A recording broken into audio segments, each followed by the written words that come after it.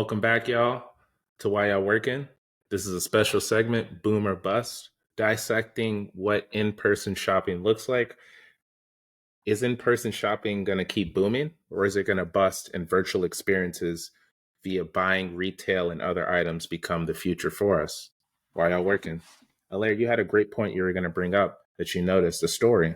Yeah, so one of the articles that we were taking a look at is really talking about renting clothes and how certain apps here in the US and abroad are kind of changing the narrative on that, I guess.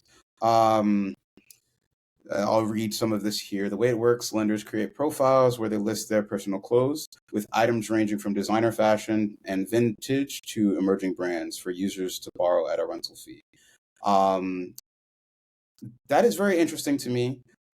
It very much screams securities law to some extent, but it would only scream securities law if the designer clothes or any clothes, therefore, were increasing in value.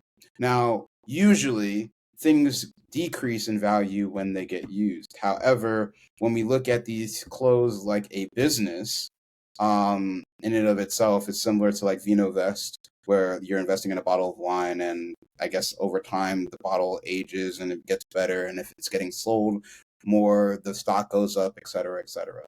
The stock is not necessarily going up here, but designer brands, or I guess, or people who own designer brands are making a killing on apps like this, because for people who can't afford to buy designer, there is a market for people who want to wear designer.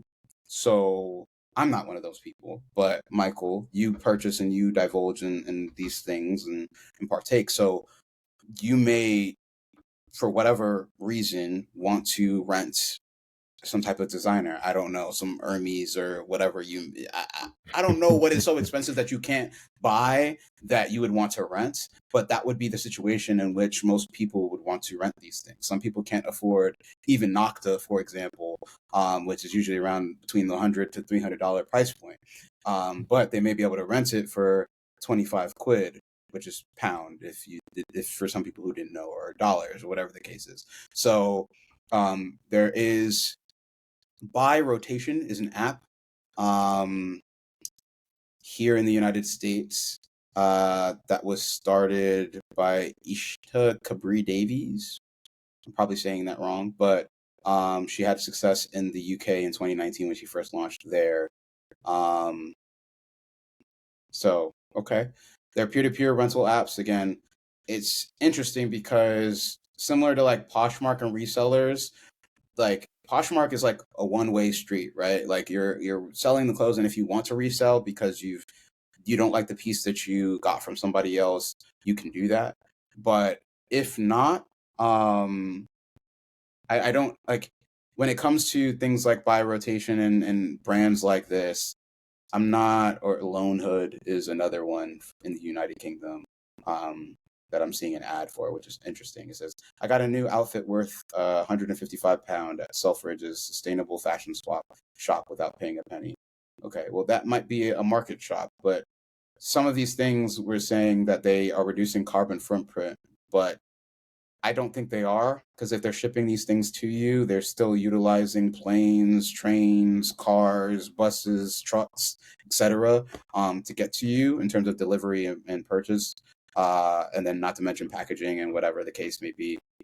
So I think they're trying to negate what it would happen if the shirt that um was bought, that's another version of it, was like transported to trash, wastefill, and also producing another shirt. They're trying to like subtract it to make it a net zero.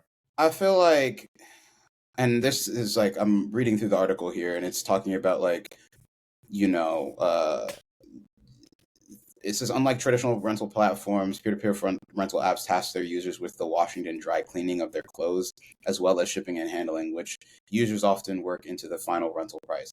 That's kind of wild. That's like at Airbnb when I come to rent your house and you force me to wash the dishes, take out the trash.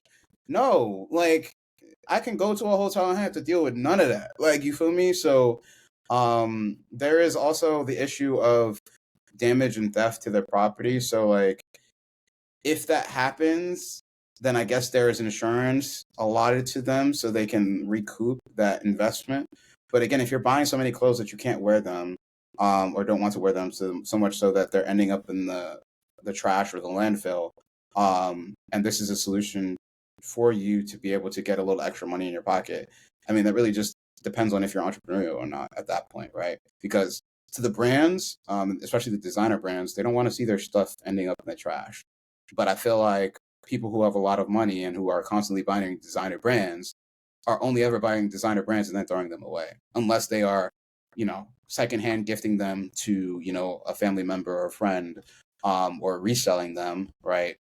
But if you're reselling, again, that's to my point about being a little bit entrepreneurially minded. Like you want a little bit of coin in your pocket, so you could create a whole business, multi-million-dollar business off of just renting out your clothes if you were a rich person who knew how to be savvy with your money on, designer items and other types of clothes.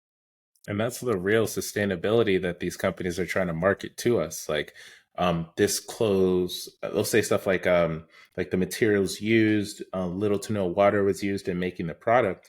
Why don't y'all be sustainable and create a whole renting program? Um, YSL, Just Gucci, just make Louis V. just make the clothes biodegradable. Like at Mhm. that point, that's really sustainable to me. I don't want to be all up in somebody's sweat after Mhm. they've been in something or they've worn the shirt that I've now rented, and therefore, just because they're not in my circle necessarily, people in my circle aren't gonna like. I get it, but I don't get it at the same time. Like it's about the look for some people, and for me, that I'm not the audience, but for others, that may be something that they like to do. I can't really say whether or not this is, you know, a bust per se. Like in my opinion, it would be a bust for me because I wouldn't participate, but I do understand the importance of the reselling market. I just don't see that. I don't know. Like shoes, you see that more. Like you see the more cult following around the shoes and the reselling of the shoes. I've never seen a cult following around, a particular shirt drop per se or jacket drop. Maybe a clothing line, right? Yeah. Like again, V Nocta Lone, or V Supreme, Lone, Supreme, or Bathe Ape. yeah, Babe and stuff like that. Um, I just again, I've never seen anybody go stupid crazy. Y13, like I've never seen anybody go stupid over like some designer brand and then be like, oh yeah, I'm gonna make a bag off the resale. Mhm. It's like there's a space between if you're getting a suit, a very well made suit, tuxedo for a wedding, you're renting that. If you are streetwear, like you said, those Babe Supreme, others, you might want to rent that because you're trying to get that picture off. But that Dolce and Gabbana, YSL, really that 70% of like designer brands and money moving around, people aren't trying to rent like a button down Gucci shirt to wear to dinner. And then at least I'm not. It's a bust for me in that perspective because for me, I'm gonna wear a shirt, probably get like 2 to 3 Instagram pictures off, no matter how much. I mean, if it's really expensive, 2 to 3 pictures off, and I'm gonna wear that shirt. But you're not gonna put me on your story. We're not taking no selfies together. It's I'm wearing the shirt, and I Right. might space it out a year in between just to bring it back, make it a bit vintage. But it's like I don't want to even say mid tier, but this mid to high level designer brands, I would not want to rent a shirt, especially because I associate events in my life. Like I buy clothes because I know like a birthday or something big, I want to have this shirt encapsulate a memory. Yeah, So, moment in time. I feel like that's what it's for, right? And that's what I get these different things for. Like I don't get it. I also get it to wear the thing too. Like I don't like why wear it just once? But mhm. to your point, I would wear it once I wear it at my statement function, I can wear it whenever and then it'd be cool. Like you can take pictures or whatever, but I've worn it here, so this is forever stamped as a memory that I have. Hmm. Again, maybe that's a different customer experience that these brands need to look into now, which is designer needs to be about a moment in time and not a every time thing because then that even increases and this may be some gems dropping. I don't know if these brands gonna steal it, but it may be interesting to see the narrative change in that direction because I think that that would also bring back a level of exclusivity that was once there, if that makes sense. 100%. And that couldn't be a more seamless transition into the last point, in line with exclusivity. We have seen a four-letter brand completely populate our timelines, our Google ads. Streamers are making jokes buying APs and Richard Milles for 4 cents. That In the world of fast fashion, is Timu a booming store, or is it going to bust like most fast fashion items? Let me ask you, do you know where Timu was established? Because I think it all matters in the financial details and the infrastructural details of the company. Because if it's anything like the fad that Luckin Coffee was, with the fake like stores everywhere, etc., inflated sales, etc., like that. To me, Timu popped up just like Luckin Coffee popped up on the stock market. It was a great idea, and now they got all your information. Mm. you know, um, and it's not a company that was based here in the United States to begin with, and I think that that's also part of my issue with Timu and some of these platforms because for a while I was even scared of Alibaba, but I know the use case of Alibaba and I trust it now as a result of being exposed to it for such a long time. Now, when it comes to places like Timu, I'm not sure if I can trust Timu like how I trust Alibaba. You feel me? And even on Alibaba, you still have to be careful because not everybody is who they say they are. So, if you need to make sure that you want to go see somebody's factory, you can ask them and set that and range it up. And you might go see a factory. You might not also, right? So, that's kind of where I'm at. I think it's a boom bust situation right now. I think somebody's going to buy it out if that's the case.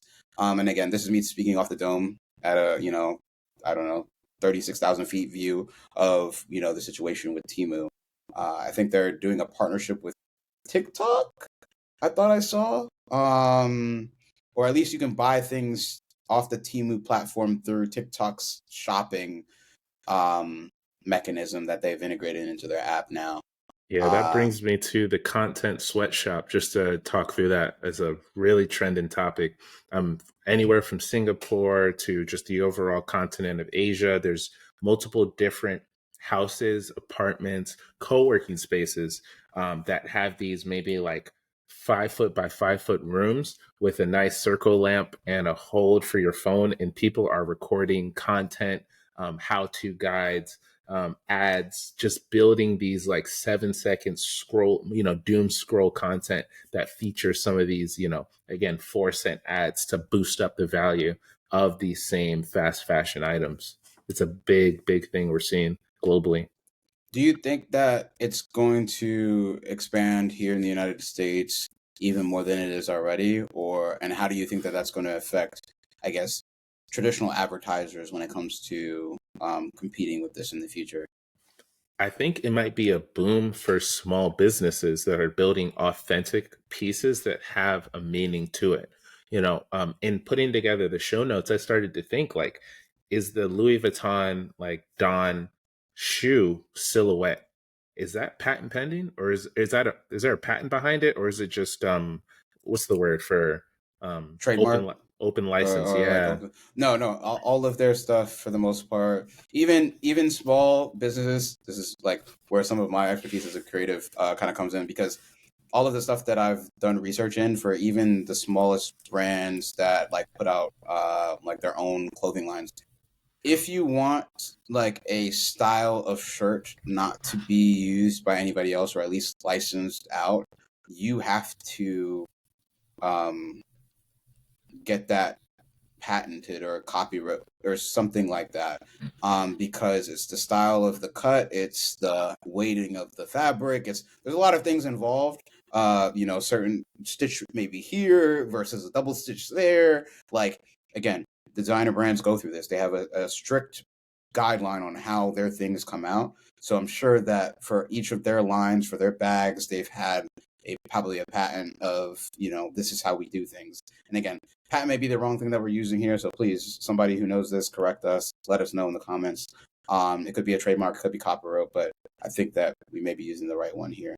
Um, yeah. but On yeah, that note, It seems like Temu does not care because they are releasing near replicas of these exact, Louis Vuitton shoe, Air Force Ones. In this space of just a hyperinflation of what people think you'd like, Temu is based in China. The specific, let's see if we can find. It just says a Chinese e-commerce company, which is PDD Holdings. I want to see where in China that's based. Headquarters is in Dublin, Ireland. Um, Interesting. Tax purposes. Interesting. Very interesting. Okay. yeah. So these small businesses, if you're a black owned shoe shop like Sia Collective that's building these very innovative but lifelike, it breathes some life into the product, you're going to do so much better because that kid that just got made fun of because they bought knockoff Air Force Ones from Timo that light up when you click your feet twice, like Dorothy. They're probably going to be looking for something cheaper, but still has an authentic tie to who they are and their identity. And Sia Collective, they're offering shoes that are, in that 3, 4, 500 Louboutin pricing, but they have those, V1s, V2, V3 that you can get for 60, $70. So this rise of fast fashion and content housing, which now is becoming this engine to just feed the idea that you constantly need something to people like us, is going to bust. So Yeah. it's another fad. They come and they go. But I think for right now, it's definitely. I think that like people who do copycat products, and we saw that with Amazon and the reselling. Right? Like certain products would not be like, let's say Stanley Cup is doing amazing right now. There's probably a million Stanley Cup replicas out there on the market, but there's only one Stanley Cup, and I'm pretty sure they have a patent on all of their products. So, and after that whole publicity stunt that ended up being great for them, to be honest, it wasn't really a publicity stunt. That's the whole gag. But that whole situation worked out for them 10 times fold because that advertisement, the publicity play they made after that car burning incident, the Stanley being okay, made them a whole bunch of money. And I think that when we're talking about companies who can replicate that same thing, I think that there's a numerous amount of small businesses that they put that same care and attention into their own products to the point where they don't even need to do the marketing and the product does the marketing for them. And the customer experience is that my product is going to exist regardless of whatever godforsaken, I don't know, element that comes across. Like, to be honest, I don't think the cup should have been there, but the cup is there. And I'm pretty sure they probably didn't fireproof test it, right? So that was an inadvertent thing that happened. So, So anyways, I'm gonna go on a wait, for tangent. me and for others here, a Stanley Cup, I'm sure as you've seen, has gone viral. It's a thermos. What are you talking about that sparked, this rage? So on TikTok/Twitter, there was a video going around of a woman talking about how her Stanley Cup survived her car burning, and I don't know if she was in a car crash or something happened with her car, but needless to say, her car was on fire. When the car was not on fire anymore, the Stanley Cup was alive. Like It the was Hulk. alive and well. It was alive and well in the cup holder. And what was even crazier is that the liquid inside the Stanley was still cold. So, in essence, that whatever they got going on over there is some good quality product right there. Like, I immediately would have invested in Stanley Cup just off of that. Had I not seen them before, I would have been like, oh, their product is here to last. Even if the company shuts down, I know that their products are going to be here for forever. So if that's the case, I think that there will be a reseller market, right? We're talking about things where people may see a quality product or something that they like, and they may price a premium on it now that it's scarce or it's no longer in production. It's happened twice now to some proteins, to some shoes that I've seen, and Cars. some cars even, right? So, and even when companies say that we're not gonna, right now, car companies are gonna stop creating manual and gas powered vehicles. They are eventually going to be a premium on that. There's already a premium now. Well, not a premium yet because the car market is oversaturated, but there will be eventually a premium on manual transmission cars. They've always been cheaper than automatic, but again, they're stopping creating them because they want cars to be automatic, so that way they can shut you down. They need to. And we could talk about that later, but that's probably cool things in CES that people have found out and have seen years and years ago. Because they're onto bigger and better things now with the projections and the new things that I've seen on different videos and such. So For sure. This has been a great episode. And to close out, I want to get each of our perspectives. I'll go first. I think we talked about a myriad of different topics, from dissecting some of the biggest businesses and relating our own individual buying experience to the likes of Amazon, Google, Target, and others. We've been able to provide at least a perspective that I feel like I've grown from just by thinking through the in-person shopping experience versus the virtual. Ultimately, I can't say if it's a boom or bust. Sorry, y'all. But I know it comes down to three things, as mentioned. Are you creating something feasible? Can it be done? Is it viable? Is it something that a customer can see themselves using? And then credible. Are you either the right founder to make it happen to scale, or will customers see you as a phony, someone that isn't pushing something that they believe in? If you can look at your in-person experience and see and check off all of those boxes, that's an amazing place that I'm sure you want to remain loyal to as a customer, as well as if it happens virtually. But if not, find the right place for you, find the right product, and then find the right way to buy those items. sure. Thank How you, man. about you? Um, my takeaway is that I think that in essence, you have to take this trend or this fad and make it a boom or bust for you and your business, similar to how Michael was saying with those three principles. You want to ensure that the customer experience for me is a very huge thing. Coming from a travel perspective, which is the industry I'm kind of diving in a little bit more into now because of my interest. Um, that is a very huge thing. The travel experience, the customer experience when it comes to that, customer support, customer service, to be honest, your product is the experience that you're able to provide to someone. And if the experience that you're able to provide to someone is everlasting and irreplaceable in their mind, like you're able to create lasting memories for them, that's something that people want more and more and more of, or they just want to cherish that singular moment that they were able to create or you were able to help create.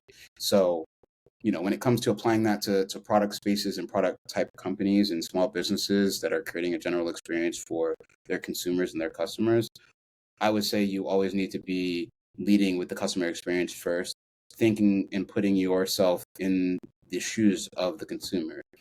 In my mind, ideally, this any small product company is creating a product based out of a need that they've experienced themselves, and therefore they should know that need and that niche enough and well enough to the point where they understand what is needed to be done in that market to create the best experience possible for the problem that they have. And if the product matches that problem and is the solution to that problem perfectly, I don't think that that business will have any problem making it a boom for them. When it comes to this fad that we're in, of whether it be online versus in person. Again, it's the transition to online that may kill the majority of these traditional based businesses or these archaic businesses that are still using traditional means of management. So that's all I have to say. Again, make it a boom or bust for you. I personally think that it's a bust for the majority of folks. But again, like I said, if you are that company that understands their market, understands their product well enough, you'll make it a boom for yourself and make millions and take that with you. Well. Absolutely. Signing out on another great episode. We're so excited to what we're going to bring you guys this year. We have a new partnership. We will announce soon more content across many different streams. So again, if you haven't subscribed, subscribe now. Like the podcast, tell a friend. This is We're why y'all trying working. things all 2024. Heard that.